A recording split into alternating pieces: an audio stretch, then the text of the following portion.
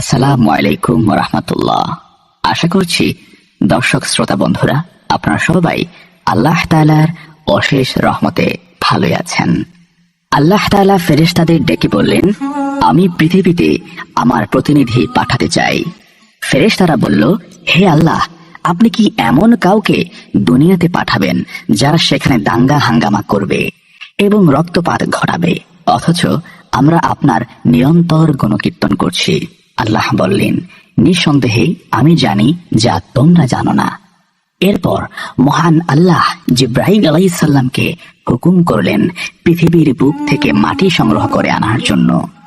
জিব্রাইল আলাইহিস সালাম আসমান থেকে ধরায় নামলেন, মাটিকে বললেন, মহান আল্লাহ পৃথিবীতে তার প্রতিনিধি পাঠাবেন আর তাকে সৃষ্টি করবেন মাটি দিয়ে। আল্লাহ আমাকে হুকুম করেছেন তোমার বুক থেকে কিছু মাটি নিয়ে যাওয়ার জন্য। মাটি কান্নাকাটি শুরু করলো, বলল, আদম সন্তান অতিশয় পাপাচারী আর গুনাহগার হবে, এই কারণে তারা অধিকাংশ সংখ্যক জাহান্নামে যাবে। আমার শরীর দিয়ে তাদের সৃষ্টি করলে তাদের পাপের কারণে আমাকে জাহান্নামের আগুনে জ্বলতে হবে। জাহান্নামের আগুনে জ্বলার সাধ্য আমার নাই। জিব্রাইল, তুমি ফিরে গিয়ে আল্লাহকে বলো তিনি যেন অন্য কোনো উপাদান দিয়ে আদমকে সৃষ্টি করেন, কিন্তু আমাকে বা মাটি দিয়ে নয়। জিব্রাইল আলাইহিস সালাম আরো সে ফিরে গেলেন, বললেন, হে আল্লাহ, হে পরওয়ারদিগারে আলম, আমি পৃথিবীতে গিয়েছিলাম মাটি আনতে, কিন্তু মাটি এমন ভাবে কাকুতি মিনতি করছে আর কান্নাকাটি শুরু করলো যে আমার খুব মায়া হলো। আমি মাটি আনতে পারিনি, আমাকে ক্ষমা করুন। আল্লাহ রাব্বুল আলামিন ইসরাফিল আলাইহিস সালামকে ডেকে পাঠালেন, তাকে বললেন জমিন থেকে মাটি আনার জন্য। তিনি জমিনে আসলেন। ইসরাফিল আলাইহিস সালামের বেলায়ও জিব্রাইল আলাইহিস সালামের মতো ঘটনা ঘটল। তিনিও মাটি নিতে পারলেন না। তিনিও ফিরে গিয়ে আল্লাহর কাছে অপারগতা প্রকাশ করলেন এবং ক্ষমা চাইলেন। এরপর আল্লাহ তাআলা মিকাইল আলাইহিস সালামকে ডাকলেন, তাকেও একই হুকুম করলেন এবং মিকাইল আলাইহিস সালাম পূর্ববর্তী দুই ফেরেশতার ন্যায় মাটির কান্নাকাটি দেখে মাটি নিতে সক্ষম হলেন না। এবার আল্লাহ তাআলা ডাকলেন হযরত আজরাইল আলাইহিস সালামকে। তিনি ফেরেশতাদের মধ্যে অপেক্ষাকৃত কঠিন হৃদয়ের, সমস্ত প্রাণীকুলের প্রাণ সংহার করার জন্য তাকে সৃষ্টি করা হয়েছে। তাকে জমিনে পাঠালেন মাটি আনার জন্য। এবারও মাটি কান্নাকাটি জুড়ে দিল। আজরাইল আলাইহিস সালাম বললেন, হে জমিন, তুমি এবং আমি দুজনই আল্লাহর সৃষ্টি, অতএব তোমার কাকুতি মিনতির চেয়ে আল্লাহর হুকুম পালন করা আমার জন্য গুরুত্বপূর্ণ। তিনি মাটির কান্নায় কর্ণপাত করলেন না। এক খামচি মাটি তুলে নিলেন তার হাতে এবং ফিরে এলেন আল্লাহর আরশে। আজরাইল আলাইহিস সালাম যে এক খামচি মাটি জমিন থেকে সংগ্রহ করে এনেছিলেন তা ছিল অত্যন্ত এঁটেল। তাই আল্লাহ মেঘ মালাকে নির্দেশ দিলেন এই এঁটেল মাটির উপর 40 বছর বৃষ্টি বর্ষণ করার জন্য।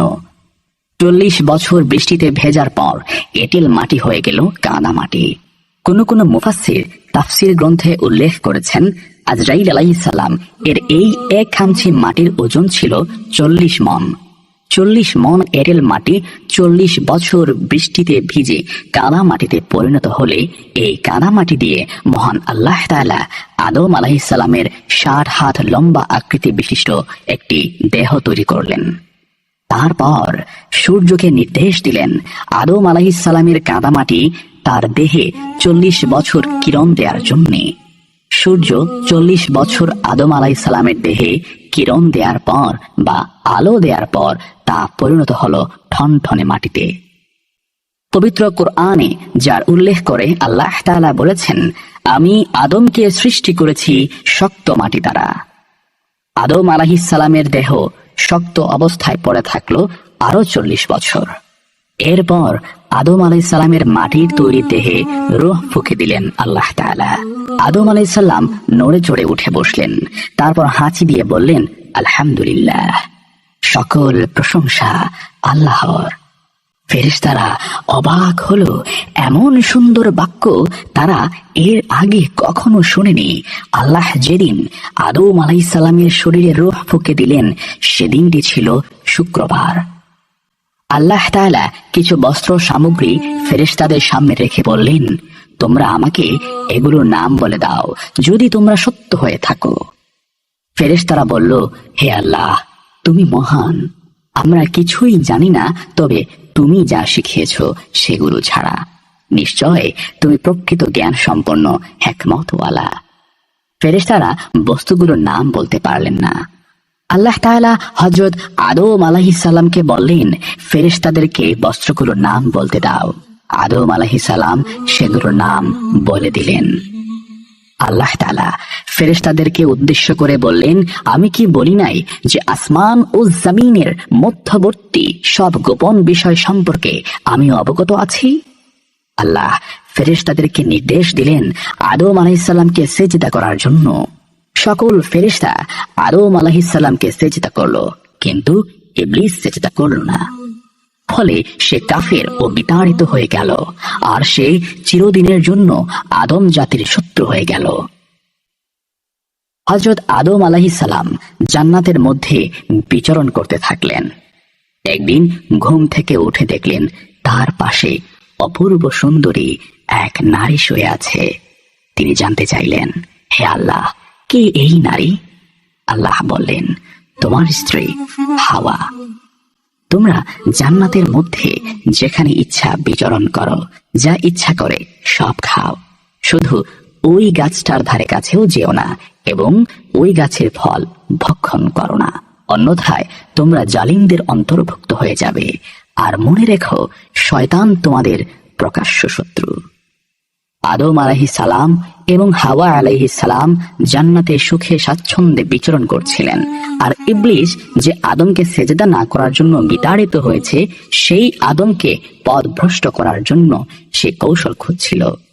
একদিন সে অতিশয় বৃদ্ধের আকৃতি ধারণ করে এসে আদম আলাইহিস সালাম এবং হাওয়া আলাইহিস সালামকে ধোঁকা দিল। সে তাদের উভয়কে বলল, এই গাছটার ফল অত্যন্ত উপকারী, তোমরা যদি এই ফল খাও তাহলে তোমরা চিরস্থায়ীভাবে জান্নাতে থাকতে পারবে, তোমাদের মর্যাদা আরো বৃদ্ধি হবে। হযরত আদম আলাইহিস সালাম আল্লাহর দেয়া সতর্ক বার্তা বেমালুম ভুলে গেলেন। ইবলিসকে ফেরেশতা মনে করে তারা উভয়ে তার কথা বিশ্বাস করে ওই গাছের ফল ভক্ষণ করলেন। সঙ্গে সঙ্গে তাদের শরীর থেকে জান্নাতি পোশাক খুলে পড়ে গেল।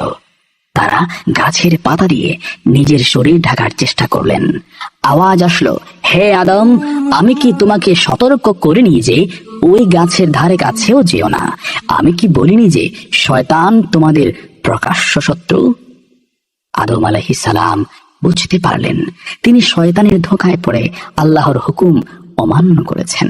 তাই তিনি সেজদায় লুটিয়ে পড়লেন এবং আল্লাহর কাছে ক্ষমা প্রার্থনা করলেন। আল্লাহ বললেন, তোমরা নিষিদ্ধ গাছের ফল খেয়ে সীমালঙ্ঘন করেছ, তোমরা জান্নাতে থাকার অধিকার হারিয়েছ, তোমরা পৃথিবীতে নেমে যাও, সেখানে তোমাদের কিছু কাল অবস্থান করতে হবে। আর আমার পক্ষ থেকে যদি কোনো হুকুম পৌঁছে, তবে যে ব্যক্তি আমার হুকুম মেনে চলবে তাকে না শয়তান ধোঁকা দিতে পারবে, না তাদের কোনো ভয় ভীতি থাকবে। হযরত আদম আলাইহিস সালাম এবং হাওয়া আলাইহিস সালামকে নামিয়ে দেয়া হলো পৃথিবীতে। হযরত আদম আলাইহিস সালামকে নামানো হলো বর্তমান শ্রীলঙ্কার কলম্বো থেকে অনতি দূরে একটি পাহাড়ে, যেটি অ্যাডামস পিক নামে পরিচিত, যেখানে আকৃতিতে অনেক বড় এবং বহু পুরনো একটি পায়ের ছাপ রয়েছে।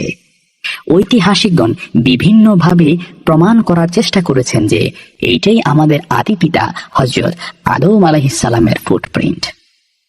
হযরত হাওয়া আলাইহিস সালামকে নামানো হয়েছিল সৌদি আরবের জেদ্দায়। হযরত আদম আলাইহিস সালাম এবং হাওয়া আলাইহিস সালামকে যেদিন জান্নাত থেকে পৃথিবীতে নামিয়ে দেওয়া হয়, সেই দিনটি ছিল শুক্রবার। জনমানবহীন পৃথিবীতে দুটি মাত্র মানুষ দুজনকে খুঁজতে লাগলেন, আর ইতিপূর্বে জান্নাতে তাদের কৃত ভুলের জন্য আল্লাহর কাছে ক্ষমা প্রার্থনা করতে থাকলেন। বর্ণিত আছে, হযরত আদম আলাইহিস সালাম তার কৃত ভুলের জন্য একাধারে 350 বছর আল্লাহর কাছে কান্নাকাটি করেছেন। আরো বর্ণিত আছে, হযরত আদম আলাইহিস সালাম আল্লাহর কাছে ক্ষমা প্রার্থনাকালে যে পরিমাণ অশ্রু ঝরিয়েছেন, কিয়ামত পর্যন্ত আগত সমস্ত মানুষের চোখের পানি একত্র করলেও তার সমমান হবে না। সুবহানাল্লাহ। অবশেষে মহান আল্লাহ তাআলা হযরত আদম আলাইহিস সালামের প্রতি করুণার ভরে লক্ষ্য করলেন। বললেন, হে আদম, আমি কিছু বাক্য শিখিয়ে দিব। সেসব বাক্যের মাধ্যমে প্রার্থনা করলে আমি তোমাকে ক্ষমা করে দেব। আল্লাহ তাআলা আদম আলাইহিস সালামকে শিখিয়ে দিলেন, বলো, রব্বানা যালামনা আনফুসানা ওয়া ইল্লাম তাগফির লানা ওয়া তারহামনা লানাকুনান্না মিনাল খাসিরিন। হযরত আদম আলাইহিস সালাম মহান আল্লাহর শিখানো বাক্যের মাধ্যমে আল্লাহর কাছে মাফ চাইলেন এবং তওবাহ করলেন। অতঃপর আল্লাহ তাআলা তাকে ক্ষমা করে দিলেন। সুবহানাল্লাহ। আল্লাহ তাআলা যেদিন হযরত আদম আলাইহিস সালামের তওবা কবুল করেছিলেন সে দিনটিও ছিল শুক্রবার। হযরত আদম আলাইহিস সালাম এবং হাওয়া আলাইহিস সালাম দুজন দুজনকে খুঁজতে খুঁজতে আরাফাত ময়দানে তাদের সাক্ষাৎ হয়। তারা আল্লাহর কাছে শুকরিয়া আদায় করলেন। অতঃপর তারা সংসার শুরু করলেন। পৃথিবীতে একটি মাত্র মানুষ জানতেন যে তিনি কতদিন বাঁচবেন। হযরত আদম আলাইহিস সালামকে আল্লাহ বলে দিয়েছিলেন, তুমি পৃথিবীতে 1000 বছর বাঁচবে। এ ব্যাপারে হাদিসে একটি মজার ঘটনা উল্লেখ আছে। জান্নাতের মধ্যে একবার আদম আলাইহিস সালামের সামনে কিছু রূহকে হাজির করা হলো। হযরত আদম আলাইহিস সালাম জানতে চাইলেন, ইয়া আল্লাহ, এরা কারা? আল্লাহ বললেন, এরা তোমার সন্তান, যারা তোমার পরে পৃথিবীতে আসবে। আদম আলাইহিস সালাম বললেন, ওই যে রূহটা দেখা যায় ও কে? আল্লাহ তাআলা বললেন, ও তোমার সন্তান দাউদ, সেও নবী হয়ে পৃথিবীতে আসবে। আদম আলাইহিস সালাম বললেন, দাউদ কতদিন পৃথিবীতে বাঁচবে? আল্লাহ তাআলা বললেন, 40 বছর।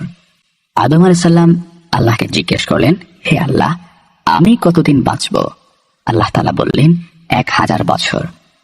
আদম আলাইহিস সালাম আল্লাহ তাআলাকে জিজ্ঞেস করলেন, হে আল্লাহ, আমি 1000 বছর বাঁচব আর আমার সন্তান দাউদ মাত্র 40 বছর বাঁচবে। আপনি দাউদের হায়াত কিছু বাড়িয়ে দিন। আল্লাহ তাআলা বললেন, তা কি করে হয়? এটা তো নির্দিষ্ট হয়ে গেছে। আদম আলাইহিস সালাম আল্লাহ তাআলাকে বললেন, হে আল্লাহ, আমার 1000 বছর হায়াত থেকে 60 বছর আয়ু কমিয়ে দাউদকে দিয়ে দেন। আল্লাহ তাআলা আদম আলাইহিস সালামের সুপারিশ কবুল করলেন। পৃথিবীতে আসার পর হযরত আদম আলাইহিস সালামের বয়স যখন 940 বছর পূর্ণ হয়, তখন আজরাইল আলাইহিস সালাম আদম আলাইহিস সালামের নিকট এসে বললেন, হে আল্লাহর নবী, আল্লাহ আমাকে আপনার জান কবজ করার জন্য পাঠিয়েছেন। আদম আলাইহিস সালাম বললেন, কেন? আমি তো 1000 বছর বাঁচব, এখনো আমার হায়াত 60 বছর বাকি আছে। আজরাইল আলাইহিস সালাম বললেন, আপনি জান্নাতে থাকাকালীন সময়ের কথা মনে করুন। আপনি আপনার হায়াত থেকে 60 বছর আপনার সন্তান দাউদকে দান করেছেন। আদম আলাইহিস সালাম বললেন, না না না, আমি দান করিনি। আজরাইল আলাইহিস সালাম মুশকিলে পড়ে গেলেন। আল্লাহ আজরাইল আলাইহিস সালামকে বললেন, ফিরে আসো। আজরাইল আলাইহিস সালাম আদম আলাইহিস সালামের জান কবজ না করে ফিরে গেলেন। আদম আলাইহিস সালাম জান্নাতের মধ্যকার সেই কথা ভুলে গিয়েছিলেন। এ ব্যাপারে হাদিসে বলা হয়েছে, মানুষের মধ্যে ভুলে যাওয়ার প্রবণতা বেশি। আমাদের আদি পিতা আদম আলাইহিস সালাম ভুলে গেছেন, আমরাও ভুলে যাই। এটাই মানুষের প্রকৃতি। পরবর্তীতে যখন তার বয়স 1000 বছর পূর্ণ হয়, তখন তিনি অতিশয় বৃদ্ধ এবং দুর্বল হয়ে পড়েন। এ সময় পৃথিবীতে হযরত আদম আলাইহিস সালামের সন্তান সন্ততি এবং নাতিপুতি সব মিলিয়ে প্রায় 40,000 মানুষের বংশ বিস্তার ঘটেছিল। এই 40,000 মানুষের মধ্যে হযরত শীশ আলাইহিস সালামও ছিলেন। আদম আলাইহিস সালাম সবাইকে কাছে ডাকলেন এবং শেষ ওসিয়ত করলেন। বললেন, মনে হচ্ছে আমি আর বেশিক্ষণ তোমাদের মাঝে থাকব না। আমার অন্তিম সময় ঘনিয়ে আসছে। আমি শীঘ্রই আমার প্রতিপালকের ডাকে সাড়া দেব। আমার ইন্তিকালের পর তোমরা দাঙ্গা হাঙ্গামায় জড়িয়ে পড়ো না। তোমরা একতাবদ্ধ হয়ে থাকবে এবং আল্লাহর হুকুম মেনে চলবে। সর্বক্ষেত্রে তোমরা তোমাদের ভাই শীশ আলাইহিস সালামের পরামর্শ এবং নির্দেশ মেনে চলবে, কেননা সে হচ্ছে আল্লাহর মনোনীত এবং প্রিয় বান্দা। আমি তাকে আমার স্থলাভিষিক্ত করে যাচ্ছি। আদম আলাইহিস সালামের সকল সন্তান এই বলে প্রতিশ্রুতি দিল যে তার ইন্তেকালের পর তারা ঝগড়া বিবাদ করবে না এবং আল্লাহর হুকুম মেনে চলবে। এর কিছুক্ষণ পর হযরত আজরাইল আলাইহিস সালাম এসে উপস্থিত হলেন। এবং আদম আলাইহিসসালামকে সালাম করলেন। আদম আলাইহিসসালাম তার সন্তানদের বললেন, তোমরা একটু ঘর থেকে বেরিয়ে যাও, আমি আগত মেহমানের সাথে একান্তে কথা বলতে চাই। সন্তানরা সবাই বেরিয়ে গেল ঘর থেকে। আজরাইল আলাইহিসসালাম বললেন, হে আল্লাহর নবী, আল্লাহ আমাকে আপনার রূহ কবজ করার জন্য প্রেরণ করেছেন। আদম আলাইহিসসালাম বললেন, আমি আমার রবের সাথে সাক্ষাৎ করার জন্য ব্যাকুল হয়ে আছি। আমি শীঘ্রই আমার রবের সাথে সাক্ষাৎ লাভের ইচ্ছা পোষণ করছি। আজরাইল আলাইহিসসালাম হযরত আদম আলাইহিসসালামের জান কবজ করে নিয়ে গেলেন। আদম আলাইহিসসালামের মৃত্যুর পর হাওয়া আলাইহিসসালাম এবং তার সন্তানগণ কান্নায় ভেঙে পড়ল। তারা শোকে হতবিহ্বল হয়ে পড়ল।